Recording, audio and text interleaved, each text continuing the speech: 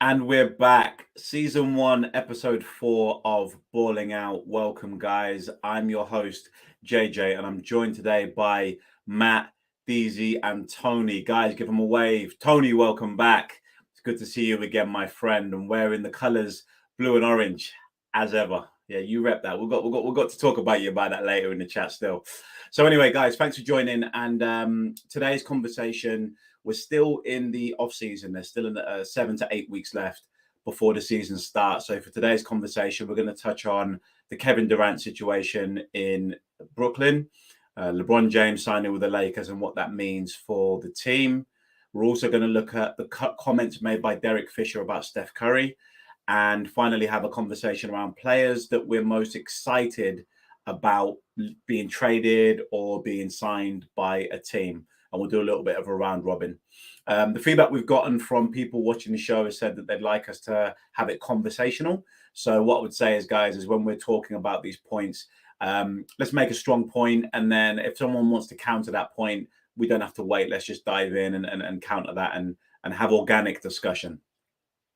Anyway, without further ado, we'll start with the first topic, the Kevin Durant situation. Now, look, we've talked about this ad nauseum, right? But recently there was a report that came out that said that Kevin Durant and his manager, Rich Kleiman, or business partner, should I say, sat down with the Brooklyn Nets ownership, as well as the Brooklyn Nets GM, Sean Marks, and Steve Nash, the coach, to have a conversation around committing to the next year of play. My question to you, Matt, to start with is, what do you think this means for the team, and what potential impact could this have on the league overall? And that should kick us off for some internal discussion amongst ourselves. So fire away when you're ready, my friend. Yeah, so I predicted a couple of times on this show that I thought Kevin Durant will end up staying with the Nets. I think with the team, in terms of impact, it could go two ways. Either a couple of the teammates might kind of feel a way towards him because, he basically publicly stated that he wanted to leave the team. I think someone like a Ben Simmons, for example, he might not take it the best because he might feel as though KD and Kyrie didn't see him as good enough to want to kind of stay in Brooklyn and actually see if they can achieve anything with him. So maybe he might feel like a bit of some way about it. But also, if he has, I guess, individual conversations with each of his teammates and kind of explains what he was really feeling about it, they might knuckle down and go again. It's similar to a situation in football, not to conflate the two sports again. A player for Tottenham called Harry Kane openly wanted to leave to go to Man City last season, and he didn't get his move. So obviously the team was affected and he was affected ultimately. But in the end, the longer he stayed there and kind of accepted that he wasn't going to go anywhere, he eventually knuckled down and started performing again. So it could go either way with the team. In regards to the league, I think it is a significant event for the league because obviously with the collective bargaining agreement, players want to have mobility. They want to be able to make decisions based on their futures and stuff like that. However, I'm sure a lot of fans won't be too pleased with the situation, and the owners preferably don't want the players to have this much control. But the problem with that is if they then say, the players, if they kind of introduce like a clause or something that kind of restricts player movement, the players would then feel as though, the teams are able to kind of trade them at any point in which they want, but they won't be able to be in a position where they can make decisions for themselves. So I do think it probably will bring about kind of discussions within the league as to what kind of terms or clauses that they can introduce moving forward. Interesting, Matt. And to touch on one of your points regarding the analogy you gave about Harry Kane, I'm not a massive football fan, but did they end up winning the league when he made that decision to stay? No, they didn't end up winning the league, but they were never going to win the league anyway. But okay. they did achieve something. They got in the top four, which is a significant thing for the club. So conventional wisdom actually says that they're one of the favorites to win it this year. That's why that's So what. just to be clear, guys, this is a basketball podcast. Although we do have a Tottenham Hotspurs fan in the group, hence my question. So on the subject and I don't know how analogy, tall about it to catch some kind of frap though, but yeah. Man, that's why we're here, man. On a real though, so on the subject though, Matt, you talk about impact on the team, could be positive, could be negative. Impact on the league, inevitably from the CBA or collective bargaining agreement, for those who don't know, which is the agreement between the players and the league, that will be impacted by this change. Tony, what are your thoughts? Anything you want to add to that or counter in regards to your thoughts on the decision that Kevin Durant has recently made? Well, it's a two-part opinion. So the first thing first is KD realized he doesn't have as much power as he thought he did, because of course he's arguably one of the best players in the world.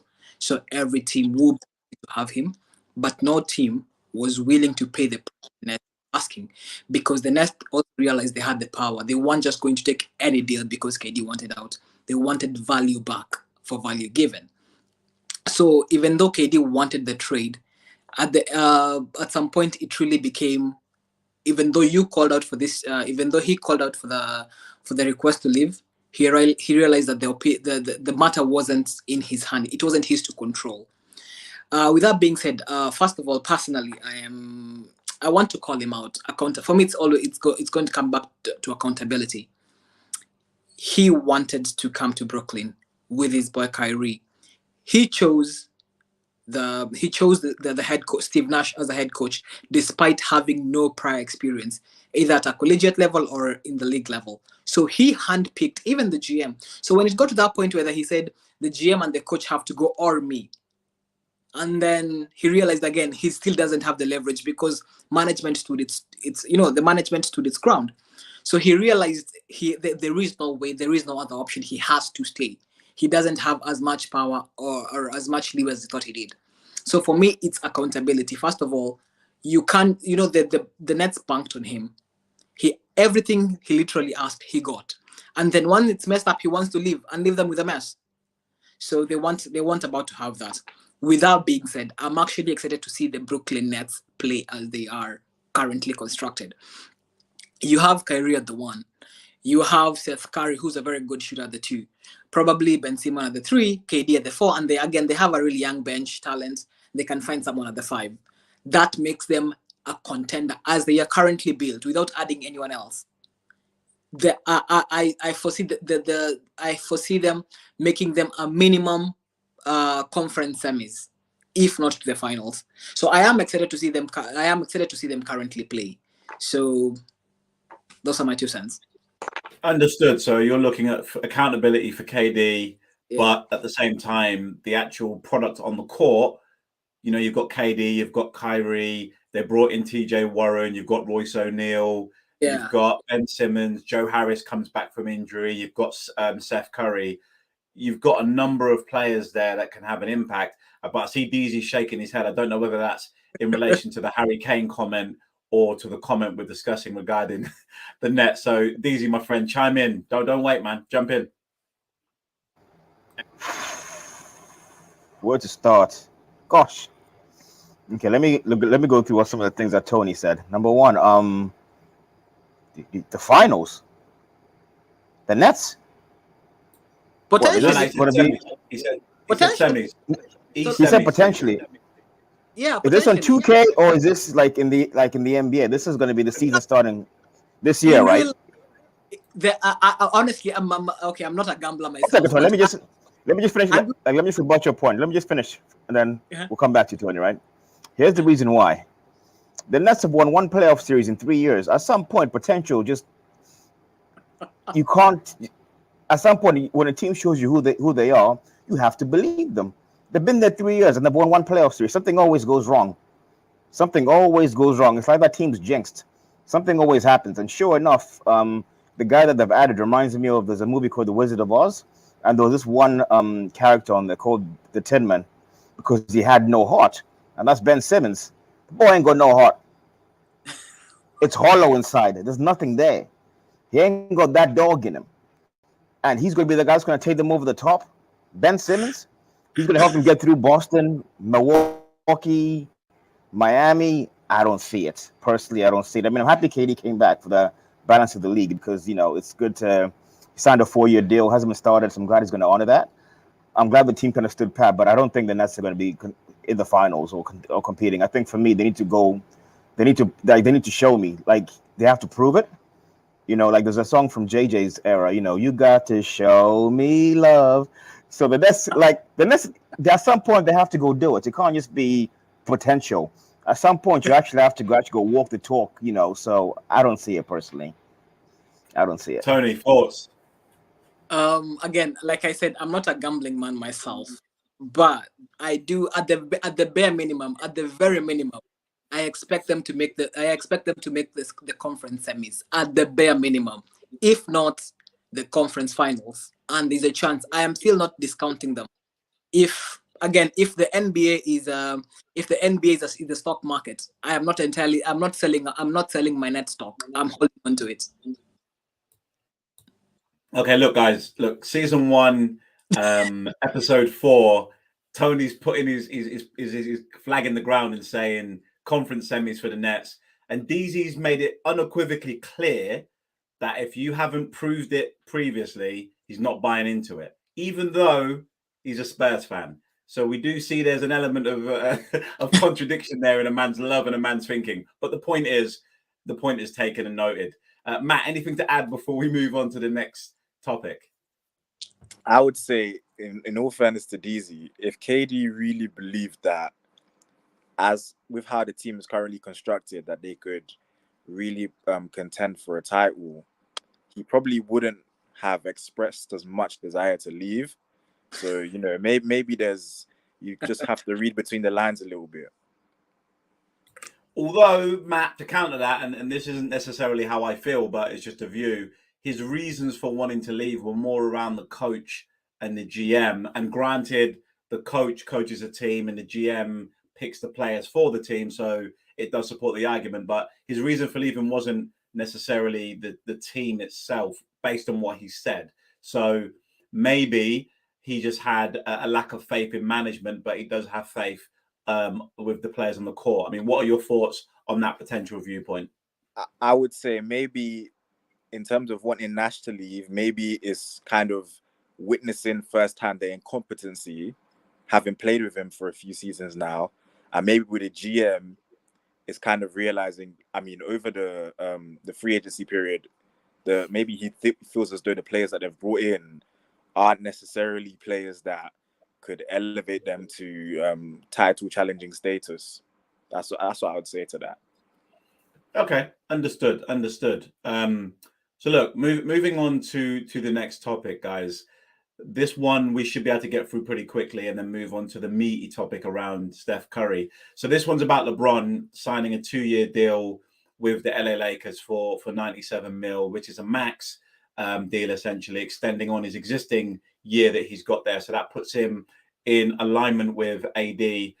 Tony, let's start with you. What are your thoughts on this signing in terms of the impact this could potentially have on the LA Lakers?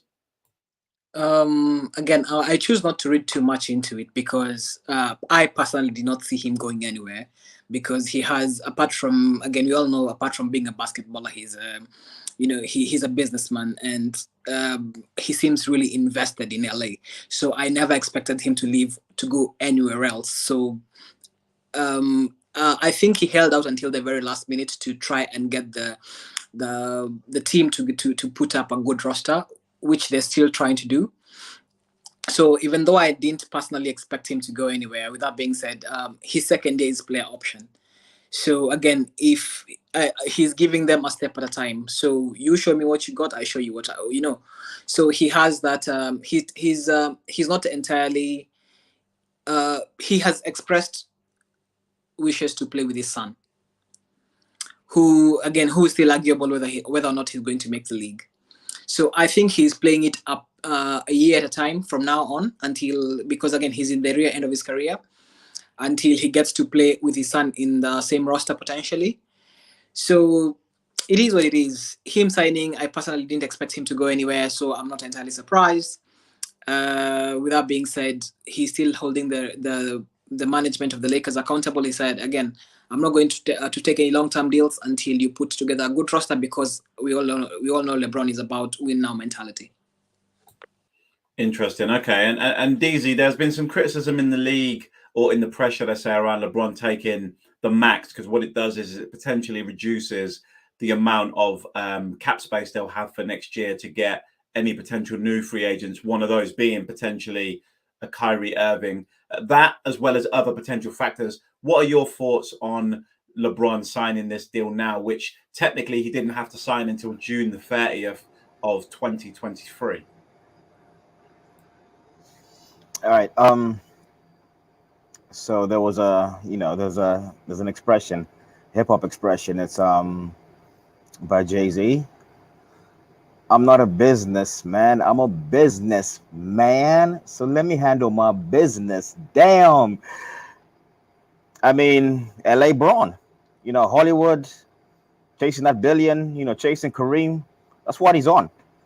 If the focus was championships, like win next season, I don't think he'd have done this, because I don't think the Lakers are equipped to hang with the best in the West moving forward in the next few years.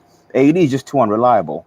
And by attaching your wagon to a guy that misses an average of 35 games for the last few seasons, it's just, for me personally, it wouldn't have been the move personally. So I think, yeah, he's committed, to the Lakers. He's committed to chasing, to increasing his net worth. And he's openly talked about the fact that he's never going to play for less than the max again. When he played in Miami, he took a bit of a discount so him and D Wade and Bosh could all play together. But then after he left Miami, he said, I'm never playing for less than the max ever again.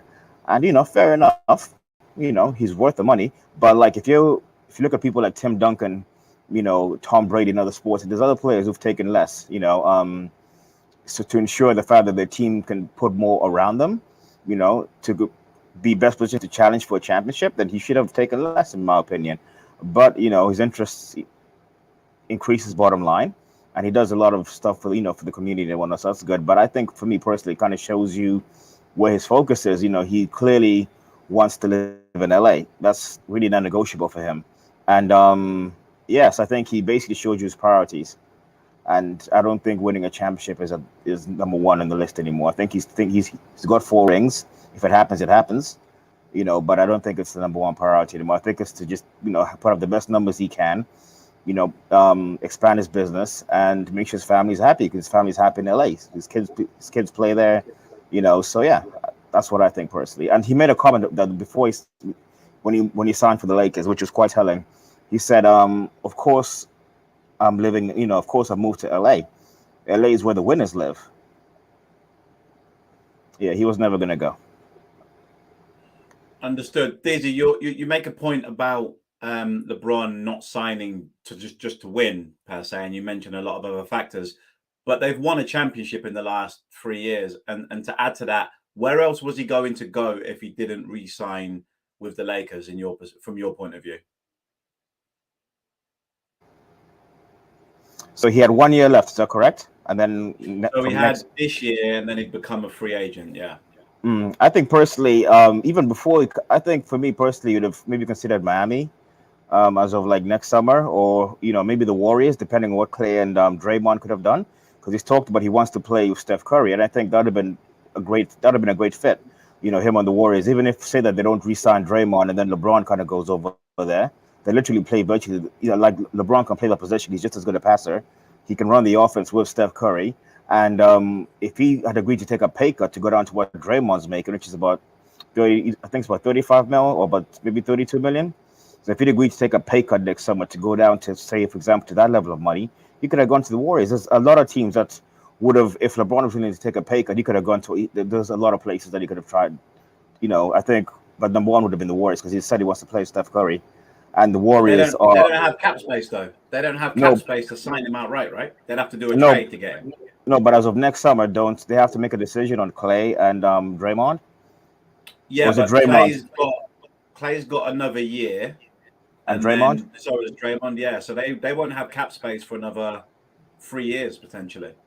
Isn't Draymond's deal up next summer?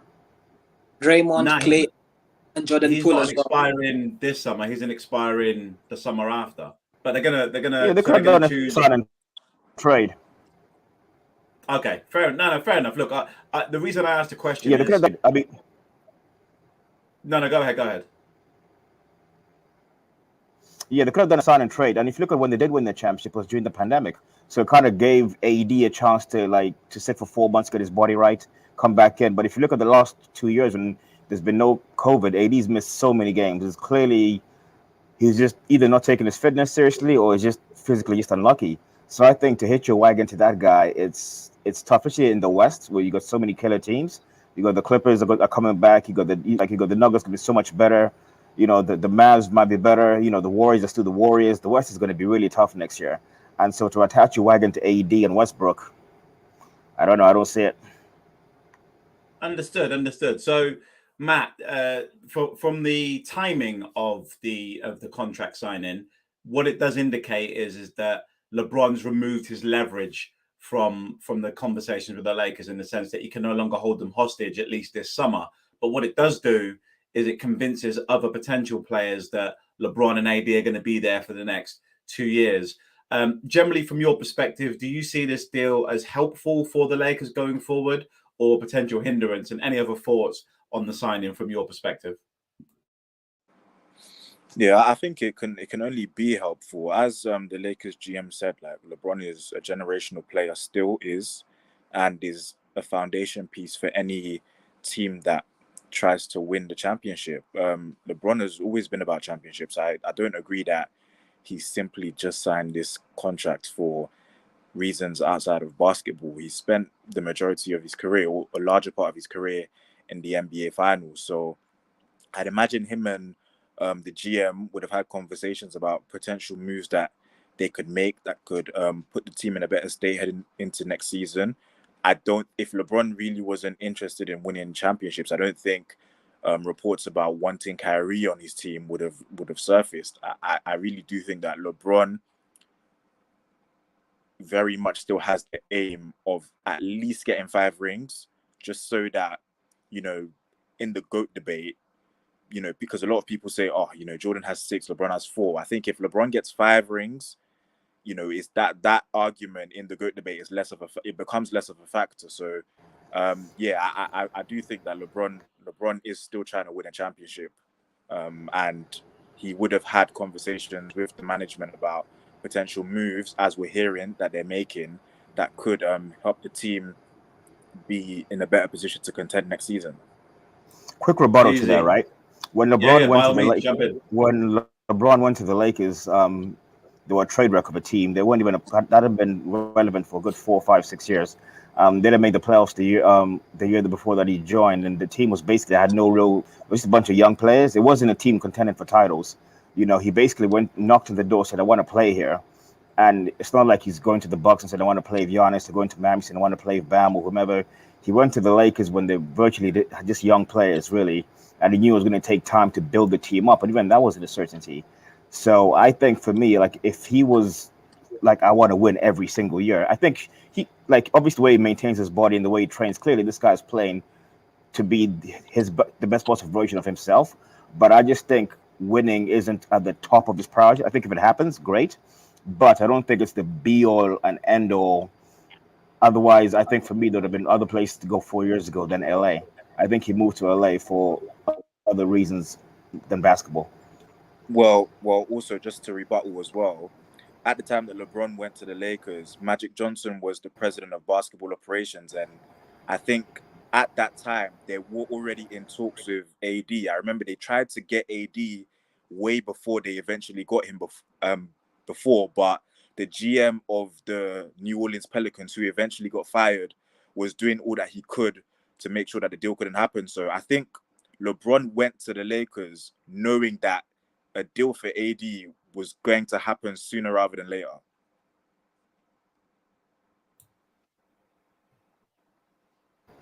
Look, DZ's not sold on the concept that LeBron's trying to win a ring, even though his actions to this point have demonstrated his desire to win. He went to a team that was fully loaded with draft picks and young players. The player that they wanted was on his agency or de facto agency. So the argument that he went there to not to win, I don't think massively holds weight. But I do understand what you're saying, Deez, in the sense that he went there to do other things. His production company's there. His kids would have a better life there. And I do honestly believe that as you progress through your career in any industry, you start to look at things in a more broader sense. You start to look at things in a different way.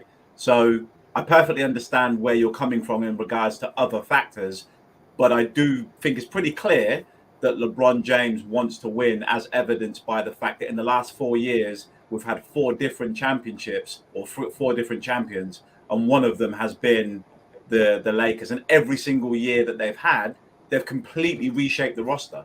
There's been barely any continuity because they're trying to improve that team around LeBron and AD to try and get that ring. But again, I see what you're saying. It's a conversation that we can definitely discuss. And Matt, you mentioned the point about if he gets a 5th ring, he's in that GOAT conversation. Next week, I'd like to have a conversation around the GOAT conversation. I'd like to talk about Jordan, LeBron, Kareem, Duncan DZ for you, I'm sure, and any other players that we think might be in that conversation and where they currently sit. So we'll park that for another day. Just before we wrap this up, I just want to say of course. One last thing, right? The last 2 years, he hasn't won a playoff series. We can move on to the next topic. Okay, so if we had that same logic with Steph Curry, we could have said that at the beginning of the year that just started and say the last 2 years they haven't won a playoff series. That is a very limited and myopic way of looking at it, but I perfectly understand why you said it. It's LeBron, man. I get it. So on to the final big topic before we start to go around the blocks. So basically, Derek Fisher, who is a Laker legend, 5 rings, played synonymously with Kobe, said in an interview with Cedric the Entertainer that he puts Steph Curry in the same category as Tim Duncan, Kobe, and Shaq, saying that wherever he is, success is going to follow. So I know you guys have had an opportunity to think about that statement and what that means. Tony, I'll start with you. Do you agree that as currently situated now, you would put Steph Curry in the same category as Kobe Bean Bryant, Shaq the Diesel, and Timmy Duncan? Absolutely. Absolutely.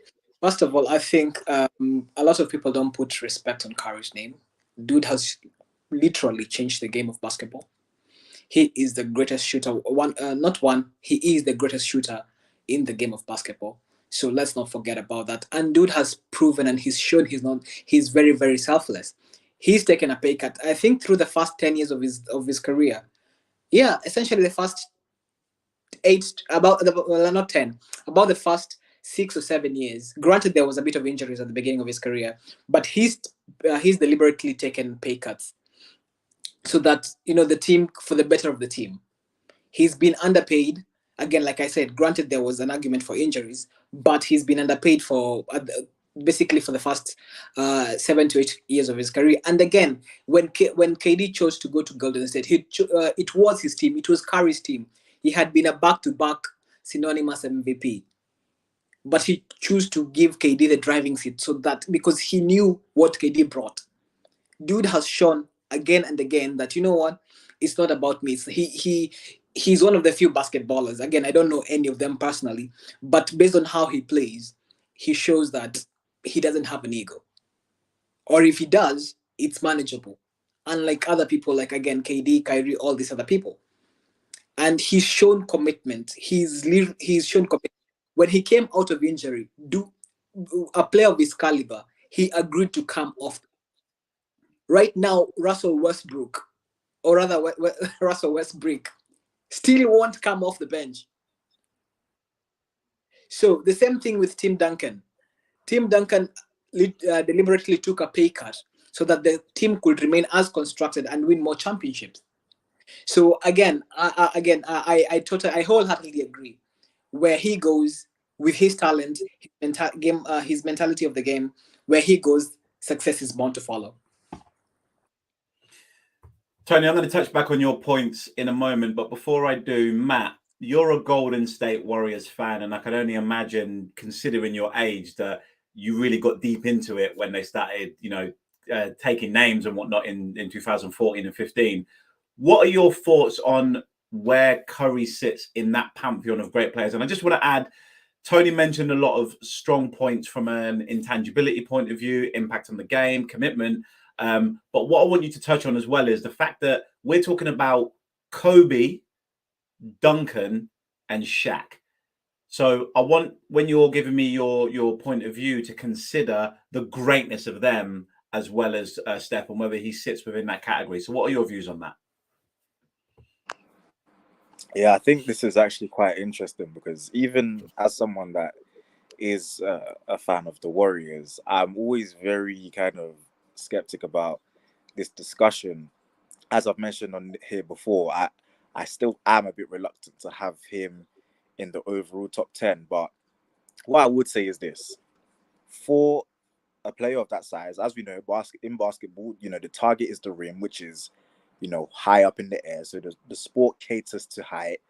For Steph Curry to be well below the average height of an NBA player, for what he's been able to achieve and for the impact he's had on winning, it is quite impressive. Only, I think, him and two other players, I think Isaiah Thomas and Chauncey Billups, they've been the only three players to be under 6'4" and be the best player on the championship winning team. So, he does deserve a lot of credit. And another thing I would add is the 3-1 lead that the Warriors blew to the Cavs. I think that's usually the thing that a lot of people use to kind of against him in these discussions. But what I think people forget is he was on the verge of a all-time historic feat in that season. So he'd won the scoring title, he led the league in steals, obviously he led the team to a 73-9 record. In the playoffs, he got injured and he came back against the Portland Trailblazers, which they were looking a bit dodgy in. He came back and essentially they ended up tucking them away. And then he came back from 3-1 down against KD, who was largely considered to be the second best player in the world at the time. And he went up against LeBron, who was considered to be the best player in the world at the time, in the finals. If he had beaten LeBron and won the finals MVP, that might have been top 3 or 4 individual seasons that we've ever witnessed in the NBA. That would have been just groundbreaking. And I think that kind of gets lost in the whole source of them collapsing after going up 3-1. So I do think that's something to put into perspective. In regards to Kobe, Shaq, and Duncan, I think the comparison or putting him in that class is very interesting because those are 3 players who everyone considers to be all-time greats. But one thing that even Tony alluded to was all of them have been on teams where they've won the championship and they haven't been the finals MVP. Obviously, Kobe, even though he was younger with Shaq, when he went to Miami, he said, you know what, in order for us to be successful, Dwayne Wade has to be the best player. And Tim Duncan, on 2 different occasions, Tony Parker was the finals MVP. And Kawhi Leonard later on was the finals MVP. So I do think that is kind of a trait or an attribute that, goes kind of underrated in these discussions. But overall, I would put him in there. Maybe there's a bit of bias. I would put him in there. I'd say even just in terms of the last 8 years that the Warriors have had, Steph has consistently put up kind of all-star numbers, averaged over 25, 6 and 5 roughly. When his team have been healthy, they've made deep runs into the playoffs. When Draymond, Steph, and Clay have all started and been healthy in every single game, they are still yet to lose in a playoff series. So that's also something that I could add to the list of kind of achievements. So yeah, I don't find it outrageous to put him in the category of Kobe, Duncan, and Shaq. Interesting, Matt. While you were talking, I see DZ shaking his head and having thoughts. You've been shaking your head all day, DZ. Your neck must be pretty stiff at this point. What what is it that your view is on this particular statement? You can touch on what you disagreed with first, but then after that, can you tell us whether you put Curry in that category, or even if you put Kobe, Duncan, and Shaq in the same category, because that's a conversation within itself. Yeah, I wouldn't put Shaq in that conversation with Kobe and Tim Duncan. Um, I don't think he was consistent enough. Um, I don't think he was as dedicated to the game as those guys were. If you look at his time in LA, there was, for example, there's a season when Shaq got injured in the playoffs, and he didn't have surgery until the season started. Went to training camp, and Shaq said, I got injured on work time, so I'm going to rehab on work time. I'm going to spend my summer rehabbing for when I could be out there having a good time."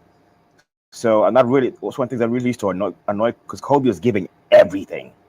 Like Kobe played like with a broken finger for a really long time. He had to learn how to shoot with another finger, and he had to learn how to hold the ball with a broken finger. He just had to split it together. I've read Kobe's book, and so meanwhile his teammates thinking, "I'm never gonna have surgery in the summer. What for?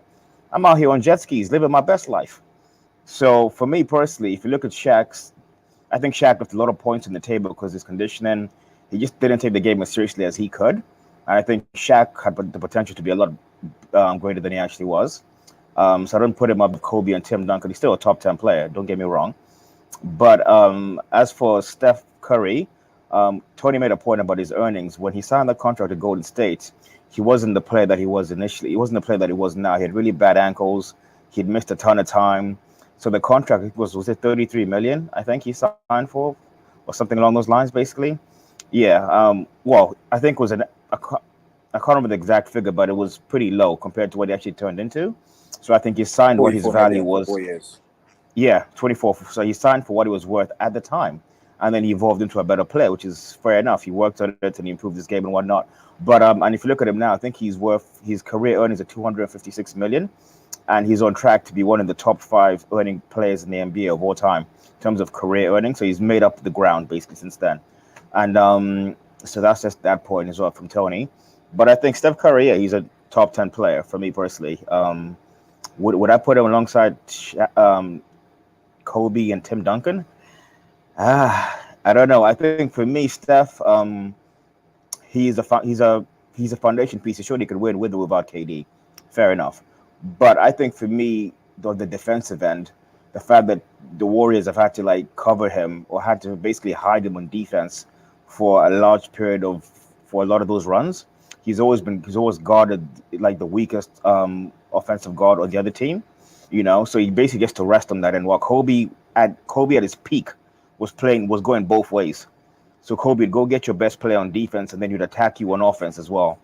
And Tim Duncan, the same thing. Tim Duncan, I remember there was a series against the Pistons in the finals where he basically just dominated defensively, offensively. He led the finals in points, rebounds, blocked shots. It was ridiculous. I haven't seen a big man just do that in an NBA finals before. Maybe Kareem did it, but that was before my time.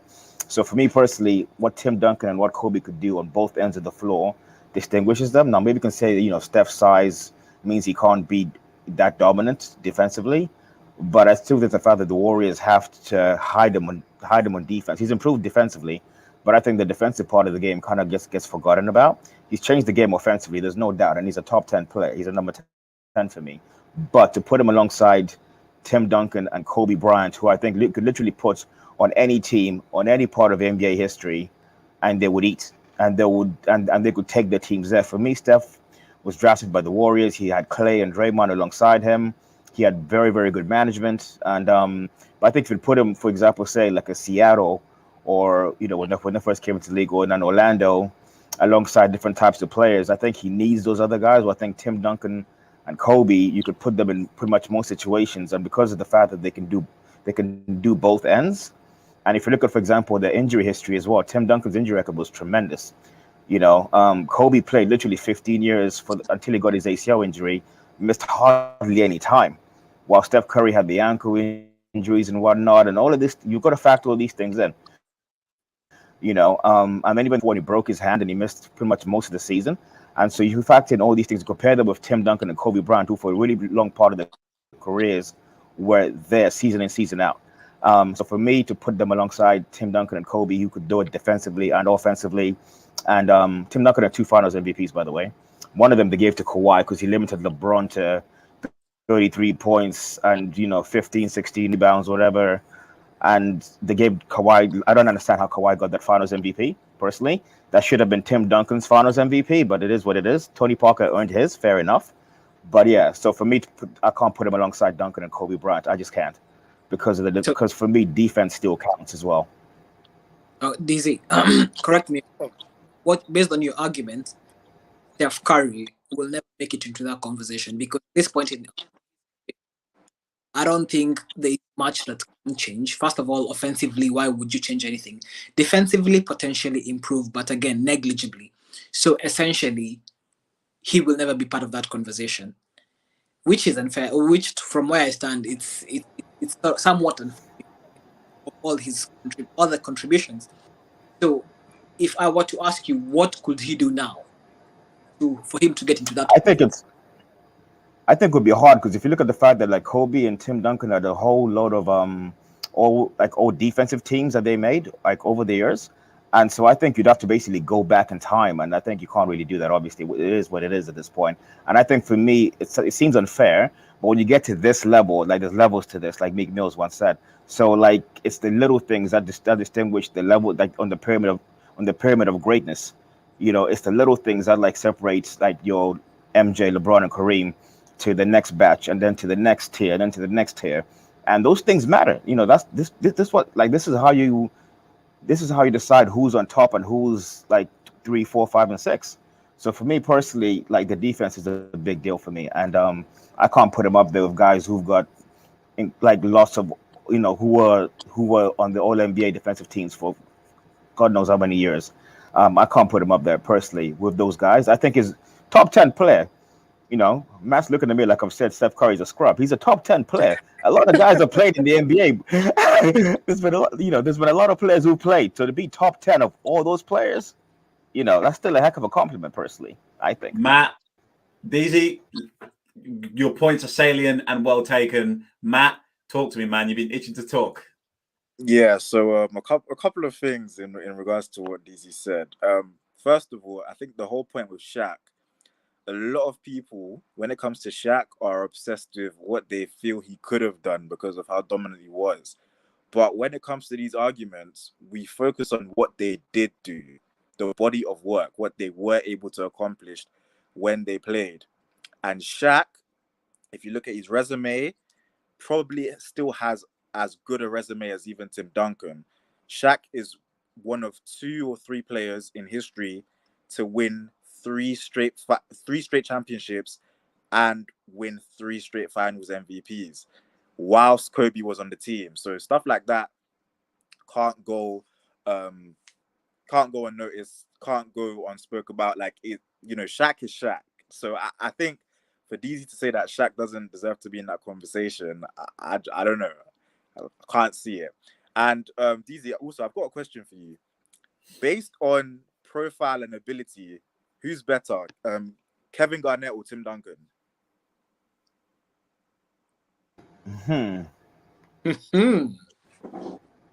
So in terms of profile, I mean, Tim Duncan for me personally.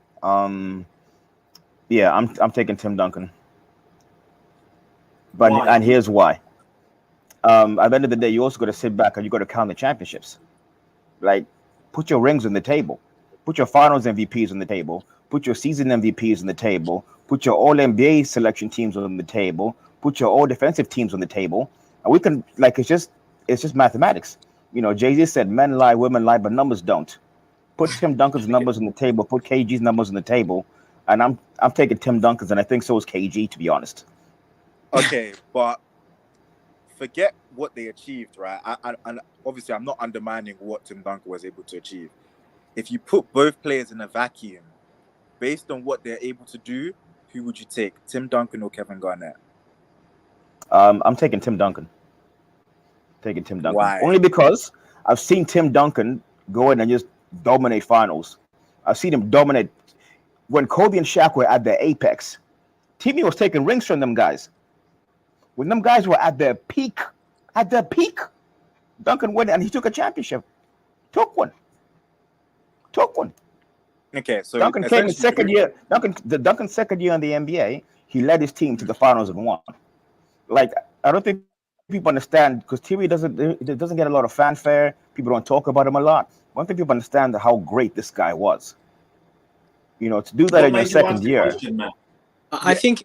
I'm asking this essentially because I personally believe, based on just ability and what both players are able to do, the difference between Tim Duncan and Kevin Garnett is, I think there's barely anything that separates the two, but the difference being where they both got drafted to. Tim Duncan got drafted to the Spurs, Kevin Garnett got drafted to the Timberwolves, and one of DZ's points against Steph was kind of how fortunate he was to be drafted by the Warriors. But so my point essentially is, yes, there is a point to that. However, I do believe that you could use that point against players like Tim Duncan. He got given Greg Popovich. They drafted Tony Parker. They got Ginobili. They had David Robinson when he was drafted there. So I think the whole organizational part of it, I think the argument is limited because you could use that argument against so many players. But you can say Tim Duncan never played with, in terms of like two guys that were at their peak, in terms of like with Ray Allen and Paul Pierce at the same time. Tim Duncan had a young Tony Parker coming up. He had Kawhi when he was still basically a baby, and he had the Admiral when he was coming towards the end of his career. When they won the championship, the best player on the team was Tim Duncan. And I think for me, Tim Duncan didn't have like Paul Pierce, who was an All-NBA player, and he didn't have Ray Allen, who was an All-NBA player. Like the Celtics had three All-NBA players at their peak at the same time, and Tim Duncan never really got a chance to experience that. He had guys who were on the way up, who he basically helped raise, in Parker and Ginobili. So do you think if Tim Duncan had been drafted by the Minnesota Timberwolves, that they would be what the Spurs are now, or they would become what the Spurs became? Absolutely. I think there's certain players in the NBA. So Tony, yeah, I'll let you go. Go on, Tony. I agree with you. First of all, between Team and KG, I'm picking Team. However, the point where I disagree with you is, Team he got drafted into a good situation. First of all, he got drafted into Robinson to the Colonel when at the rear end of his career. So he had a good vet in the locker room, and then Ginobili, and then Tony Parker. So he had good players. So he didn't win those rings by himself. He was always around by good pieces around him, good solid pieces. You can't discount Manu Ginobili. You cannot discount Parker. You can't discount David Robinson. Okay, Tony. So, I just have one question for you. Before Tim Duncan got there and after he left, because all those guys played after him and they played before him, how many rings did they win? when he wasn't there, because they played after him and they played before he did. We all know the answer to that is a big zero, guys. That's all I've said. We asked a question about Steph Curry, and we've been talking about Tim Duncan and Shaq ad nauseum, which is great. Sorry. My suggestion is, in our next session, we'll talk about those three players specifically in a bit more detail, and we can do some comparisons and maybe talk about where we think Duncan, Kobe, and Shaq perhaps sit in the pantheon of greats. But just to recap back to the original question, does Curry sit in the group Kobe, Duncan, Shaq? Tony's saying yes, because of the impact, because of the winning, because of the commitment, and because of the way he's changed the game. Matt is agreeing with all those points, as well as the fact that if you discount the 73-9 and you know a few changes here and there, that's an all-world performance, and he's got the performances for the entirety of his career. DZ, however, is one saying that Kobe, Duncan are in their own tier, and Shaq's in the tier slightly below that.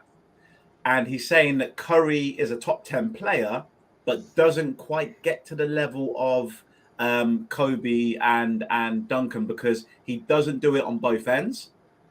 and he doesn't have the longevity. And just to kind of reiterate what DZ's saying, and then just, I've done a bit of research on this, and Tim Duncan had 15 all NBA first team selections. Just let me put that into context.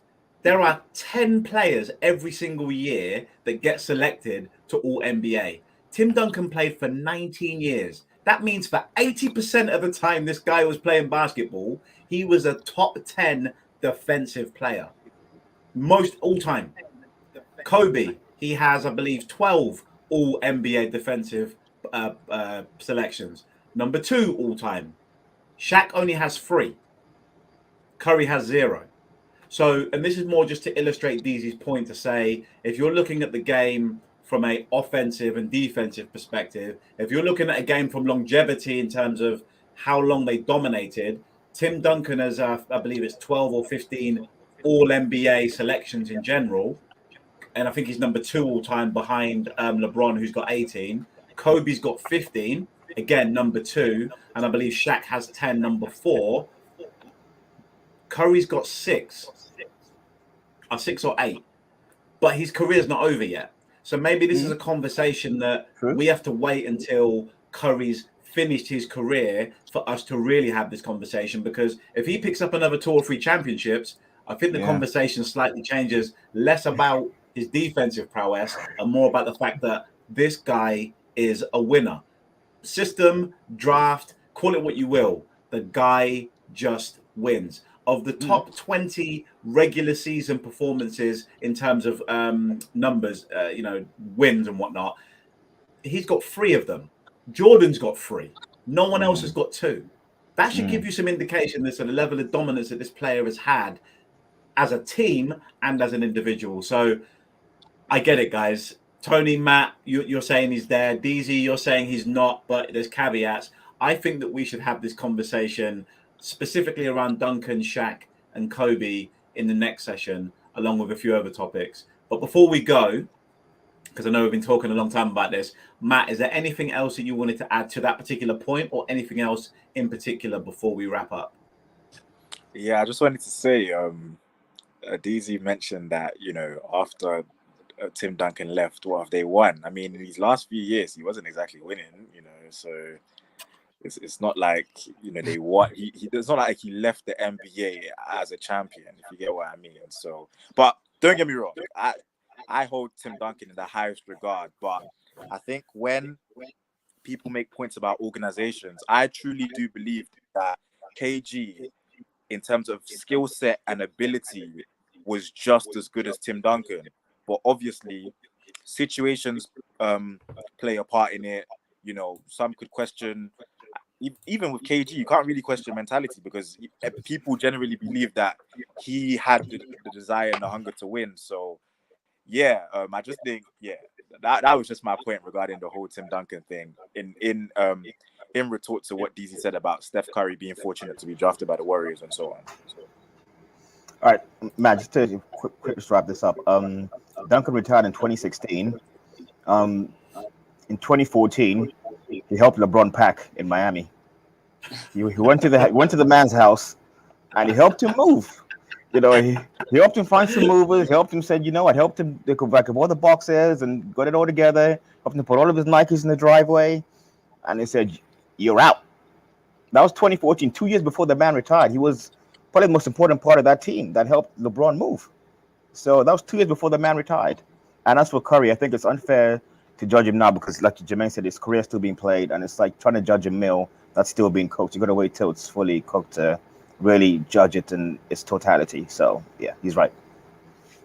Cool. Tony, anything you want to add to the topic we've just discussed, or any other topics that we've discussed throughout our 54-minute conversation, which is absolutely the longest discussion we've had? I still go back to DZ, because based on his argument, Curry will never be part of that conversation. Because again, he said because Curry is a defensive juggernaut, but offensive juggernaut, but when it comes to defensive, that's where he's lacking. And at this point in his career, again, there's only so much. I don't foresee him, becoming an all defensive. So based on his argument, Curry will never which from where the man is still playing. He's been in the conversation. He still is. So DZ? Hi Tony. I think the internet has just scrambled you, because I think the internet just said no. What Tony said doesn't really add up. So I think it just, for your sake, I think it just muted you for a little bit there, because we lost you for a little bit. So I think that was divine. I think that was the basketball gods just saying, "Oh, I think Tony's had enough for like for tonight." And but no, if he keeps winning, like Jermaine says, at the end of the day, you have to count the rings. If he puts 2-3 more rings on the table, there's not much else to really say. So yeah. Tony, to your point. Oh, sorry. Go ahead, Matt. Go ahead. Yeah, sorry. Just a last point. Tony, as Tony was speaking, he brought something to my mind. Obviously, DZ's been mentioning, the whole defensive part, and Steph Curry being targeted defensively, and the Golden State Warriors having to protect him. But I would argue players like Kareem and even Shaq, who have been speaking about, Tim Duncan. If you were, to play in a match with them in it, if I was a point guard and I got a screen and I got them in a screen on the perimeter, do you not think that I could, eat them up? I could target them defensively also. So Matt, and I'll have to chime in here. The context is slightly different. When you're talking about a screen and roll and you've got a mismatch, no one can defend that, right? What we're talking about is when you're guarding a guy that's actually your size, you're guarding a point guard, you are a point guard. Steph Curry has been abused, typically, hasn't fought well over screens, hasn't stayed close to players. Technically has been a liability, not now so much, but previously has been a liability man on man, which puts pressure on all the other players. Luckily for him, he's been next to Clay, he's been next to Draymond, he's been next to Iggy, he's been next to Sean Livingston, he's had Bogut behind him, he's had Azili behind him, he's had a number of people to help him on his guy. Switching, completely different conversation. A point guard to a big man, everyone's going to blow that up. But the fact is, he has been a liability on defense. And when you're talking about Kobe and Duncan, not only are they not liabilities, they're actually pluses. They are elite on offense and elite on defense, all world on both. Curry is all world offense, and actually some of his defense takes away from his impact on the game because of the fact that it's a negative. So I understand your point, but just a bit of context and nuance kind of changes the concept in the sense that those two players are literally almost not perfect, but you put them anywhere and they succeed. You don't necessarily put Curry in 1995 basketball on, say, the Golden State Warriors and they're successful. You have to build a system that supports his skill set because there are some deficiencies that you need to hide. You can't say that about LeBron. You can't say that about Jordan. You can't say that about Kareem. You can't say that about Kobe. You can't say that about Duncan. You could probably say it about Shaq, but those players you can't say it about. So I understand why certain people wouldn't necessarily elevate him to that level. My personal view, which I'll share very quickly, is basketball is definitely a two-way sport. And Duncan and Kobe, even more so than Shaq, asserted themselves with longevity. As much as Shaq was dominant for a peak period of time, which he absolutely was, the most dominant player in the league, hands down, Kobe was an amazing player on both ends of the floor for over 15 years. Duncan, the same, for over 15 years. And I think when you can do amazing things for a long period of time, your greatness for me is compounded. Kareem's another example of that. LeBron's an example of that.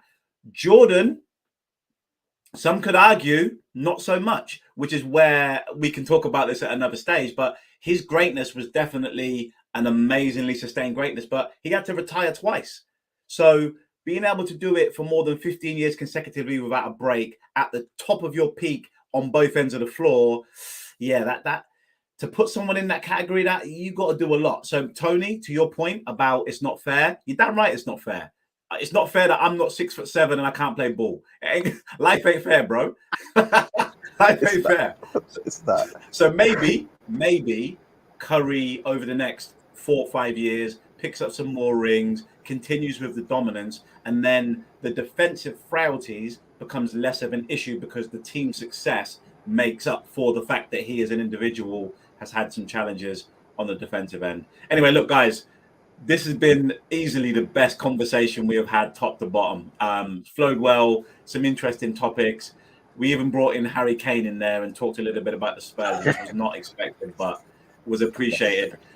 We will be back next Wednesday with some interesting discussions. And I can only say to the people that have listened to this hour, thank you for dialing in. We really appreciate your time, effort, and your feedback. If you have any questions for us, please send them to ourselves or to Olu. And a big thanks and shout out to Olu. Send us your questions, send us your comments, and then we'll try and bring them up in the mailbag for our next session. DZ, I believe you've got a comment you want to make before we go. No, I was just agreeing with you, bro. That's it. Okay. Salute to you, Tony, Matt, DZ. Truly, it's been an honor and a pleasure. I will see you guys next Wednesday. Take care.